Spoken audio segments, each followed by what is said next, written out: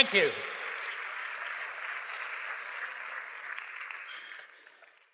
Well, as you've heard, I was the official documenting photographer for the Shroud of Turin Research Project. Shroud of Turin Research Project was the first and only scientific team ever to be given permission to do an in-depth examination of the Shroud of Turin.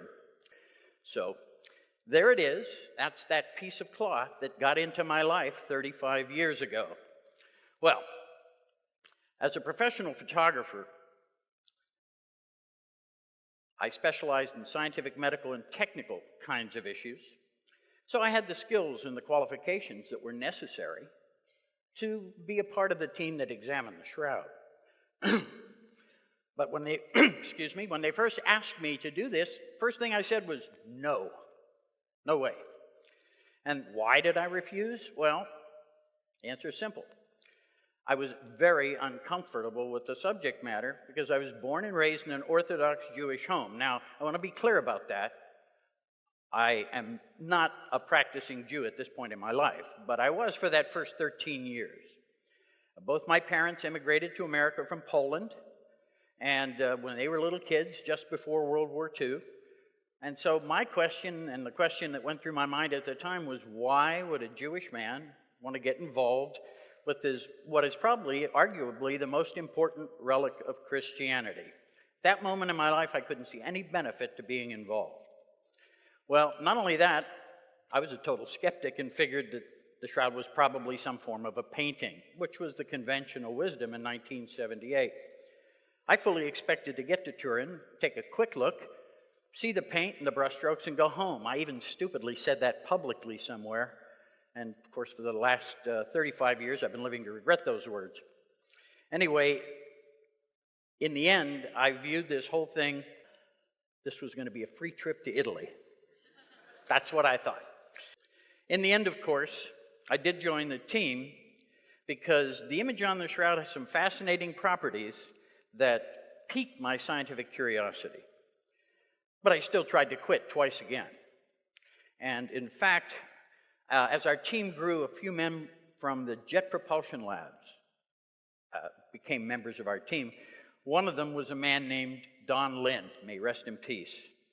Don was an imaging expert from NASA, so he was my hero immediately. So I am pretty sure that any professional photographer given that opportunity would have been honored to be a member of that team. But I remember asking Don at one point during our planning, we planned for 19 months before we came to Turin to examine the shroud. I remember asking him, I said, Don, what's a nice Jewish boy like me doing on this team? And Don, who was a good Catholic, looked me right in the eye and he said, have you forgotten that the man in question was a Jew? And I said, no, Don, that's probably the only thing I knew about Jesus, that he was a Jew. And then he said, and of course this is where Don, I think God was speaking to me through his lips, he looked at me and he said, oh, so you don't think God would want one of his chosen people on our team? And I laughed. I said, no, Don, I never thought that. And so then Don gave me what perhaps may be the best advice I've ever been given. He said, Barry, go to Turin, do the best job you can do. God doesn't tell us in advance what the plan is, but one day you'll know. You know, and on those words, I stayed on that team. Don was right, and I've never regretted taking advice and staying on that team.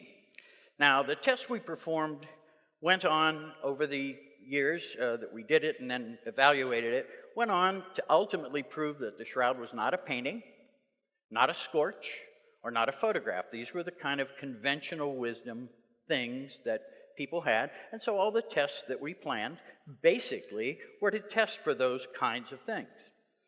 At the end of our team, at the end of our 3 years, we published our work in peer-reviewed scientific journals, but ideally, we went there to answer the question, how is the image formed? That was our primary purpose. And in the end, however, we could not determine an image formation mechanism that could make an image with the properties on the Shroud of Turin. Our collective work still forms the primary database of literature that exists in the peer-reviewed science that points to the authenticity of the Shroud of Turin.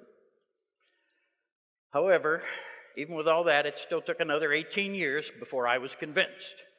But in 1995, after years of actually resistance on my part, world-renowned blood expert Dr. Alan Adler, who was truly maybe the foremost blood expert in the world, and also Jewish, I might add, was on the phone with me, and he answered the final question that had kept me from accepting the shroud as authentic. I was on the phone with him. I wasn't convinced the shroud was real because the blood on the shroud is still red. And old blood is supposed to turn black or brown, sometimes just within a matter of hours. And that really stopped me. Al then looked at me over the phone. He didn't look at me, but he spoke to me and he said, Barry, he said, I'd found this large amount of bilirubin in the blood. Now, somebody who's been tortured, like Jesus was, beaten the night before in the Garden of Gethsemane, then the next day scourged and ultimately capped with a capper crown of thorns, ultimately crucified and speared. People who have been tortured that way usually go into shock. The liver floods the bloodstream with bilirubin, and Al told me that blood of that nature stays red forever. Suddenly and unexpectedly, I realized that the last bit of evidence had come in, and I had no choice but to accept that the shroud was authentic. So I was left with only one conclusion, that this cloth could only be the authentic burial shroud of the historic Jesus. There were probably 1 billion people on this planet who had more right to be in that room than I did. And yet, there I was in 1978, God dragging me, kicking and screaming, keeping me on that team. And at that moment in time, I realized that it brought with it a great responsibility, this privilege I had been given. And it was something of an epiphany, because I finally came to realize that I wasn't in that room for me. I was in that room for you.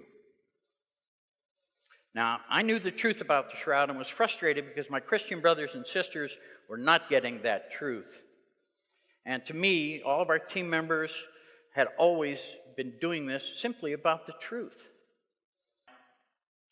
I truly believe that only God would think to choose a Jewish man who had no emotional attachment to Jesus, who was a total skeptic, and with a pretty negative attitude, I might add, and put him on that team.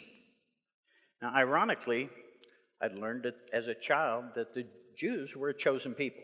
I've heard that since I was a little kid. I never felt very chosen. But now I do. Because of the shroud, for the first time in my life, I get it. And yet, all God asked me to do, and it was very simple, tell the truth, Barry. Isn't it funny how God always seems to pick a Jew to be the messenger? I'm the messenger. So with that thought, all I can say, how many Jews can claim that it was the Shroud of Turin that brought them back to their faith in God? I can. Thank you.